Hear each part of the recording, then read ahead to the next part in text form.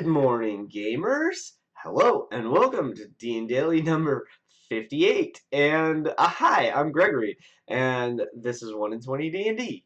I have a couple great things to share with you today, and I'm feeling really good this morning. It's Sunday, and I have been working on something. I have a project that I've had in mind for a little while that is sort of like super top secret, I guess, in a way. Although I will preview it by saying one thing that I might be working with Art of Bartlett, Matthew Bartlett, who I interviewed for my featured artist series, What's Your Story? And that is a great. He's just an amazing guy. Does incredible fantasy art. Please go check that out. But that's enough about that. No more. It's top secret, but it's a cool project. I think you'll dig it. And well, I'm digging it anyway. So that's all I'm going to say about that. How about Critical Role? They are up to, when I just checked a few minutes ago, $7,450,000 in climbing, which means I am quite certain they are going to reach their $7.5 million stretch goal. They have almost 55,000 backers. It's unbelievable and super cool. I'm just excited. I cannot wait to see this animated series. Now, yesterday I shared, or not yesterday, I should say in DnDaily 57, which I guess was Friday, so 2 days ago, I shared one of the major influences in why I started playing D&D and why I love playing D&D so much to this day. That is to say, the first Dragonlance Chronicles trilogy, and by I should say by Margaret Weiss and Tracy Hickman. I didn't say it in the video. I added a sidebar. I think it's on this side, but whatever. I added a sidebar to explain that I'm actually reading the trilogy again. I started reading the trilogy again all these 30 plus years later, and of course loving every page. It's unbelievable. And they were a huge influence on why I started playing D&D, and I asked the question of you all, it's like, why did you get started playing D&D? Was it a book? Was it a friend? Was it like you just kept seeing, you saw the book on the shelf and you're like, oh, what's that game? Or at a game store or comic shop or something. Did most likely, I would guess, it was either a friend invited you to play, or you had heard about it a bunch of times and you said, like, what's that about? Or you saw something like Critical Role. That's mostly the way people get involved with Critical Role, or with Critical. I keep saying that with Dungeons and Dragons. That's my guess. That's how most of y'all got started with Dungeons and Dragons. If not, that's kind of cool. If there's some other interesting way that happened for you, I'd love to hear about it. But here's another reason. Now, again, I mentioned the comics.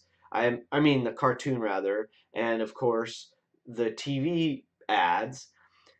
But here's another big one for me. In fact, these are, I'm going to share with you one of my treasures. And there's a couple reasons it's one of my treasures. So let me show you what it is, and then I'll explain why it's a treasure. Okay, this is called ElfQuest. You can read it for yourself. This is ElfQuest Book 1 by Wendy and Richard Pini. You can see copyright signed in 1981 by Wendy Pini. This is the first book, and I'll share some better images as well. I'll try to edit those in for you. I also have, now book 2, I should say, I have the first 4, 3 and 4, okay? They're all gorgeous, okay? Now book 2 and book 4, I actually just bought a couple months ago, a few months ago. Because for some reason, I had borrowed them from friends when I was a kid, read through all of them like voraciously, just ate them up. And then I had picked up book 1 and book 3. For some reason, I didn't see book 2 and book 4. And then it took me years and years and years to finally say, like, why have I not picked up book 2 and 4? And thank you, Amazon, for all the amazement that creates, because I was able to find book 2 and book 4 with those covers that I was looking for, because I think there are alternate covers, but that's not what I wanted. I wanted those covers, and I found them in really good condition. I mean, they're in like near mint or very good at worst. I think they're near mint condition. I'm so happy. But anyway, enough about that. Why? Why is that important? What does that mean? The reason those books, besides they're graphic novels, okay, for one thing, so that very early on got me interested in graphic novels and this kind of fantasy art and comic books on a certain level.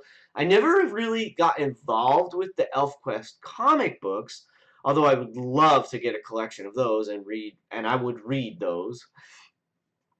But it got me interested in the art, but the story and the characters are so amazing. I said it with Dragonlance, and I want to say it even more with ElfQuest.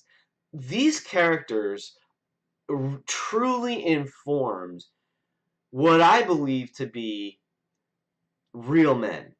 Like Cutter. So I should say this. Cutter, the main character in the ElfQuest novels, he's this tough ass dude, but he's like super sensitive at the same time. He's just a really deep, well-rounded individual. He's an elf, he rides a wolf, and he is just the coolest. And honestly, this is how cheesy I was in the 80s. When I started playing my first D&D character, I created Cutter as a character. Oh my goodness. Yeah, that was the limit of my creative imagination as a young man, as a boy.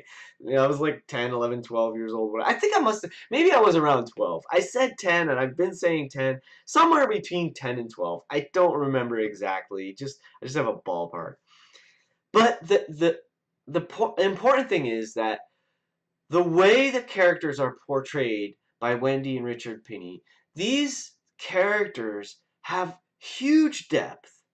They're powerful, they're courageous, they're adventurous, and they're also humane and sensitive and caring and loving.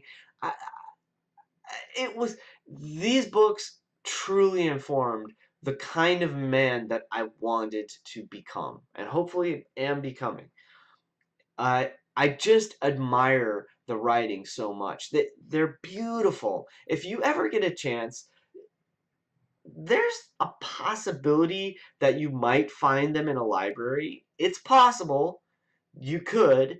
You might. I doubt you'd see them in a bookstore these days, unless it's a very good used bookstore, which I love. You can find them online. The comic books are out there. So if you ever go to a comic convention or a good comic store, you can probably find them. They may have some digital stuff online. You certainly can see images and things online. I don't know if you can read the books online. That would be cool and well worth it if they are available. Like, absolutely, I would recommend that. And those books are absolutely a treasure for me. I've literally been holding on to them. I imagine, like, if I ever have a kid someday, son or a daughter, I want to share these stories with them. And my son is not quite old enough. He's only 5. He'll be 6 later this year. They're pretty intense. He could probably handle them, but I have to read through them again myself, which I'm going to do anyway because like I started the Dragonlance. These are another thing I want to read through again and again, kind of. So yeah, so that's I know I'm all emotional now thinking about it.